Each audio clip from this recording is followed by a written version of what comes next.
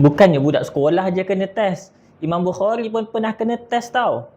Depan orang ramai pula tu. By the way, Imam Bukhari penulis kitab ni. Rujukan kedua selepas Al-Quran. Masa beliau sampai Baghdad, imam-imam dekat sana nak uji hafalan Imam Bukhari.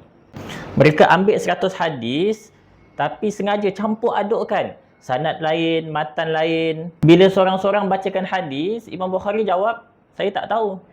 Orang ramai pun pelik lah. Betul ke dia ni pakai hadis? Bila dah habis baca semua 100 hadis tu, sekali Imam Bukhari betulkan satu persatu Hadis yang ni, sanad dia bukan untuk matan yang ni. Yang betul macam ni. Lebih kurang macam tu lah.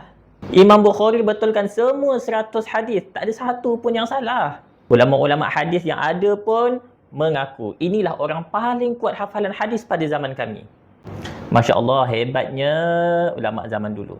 Ni maqam Imam Bukhari. Apa kata kita pergi ziarah dia nak?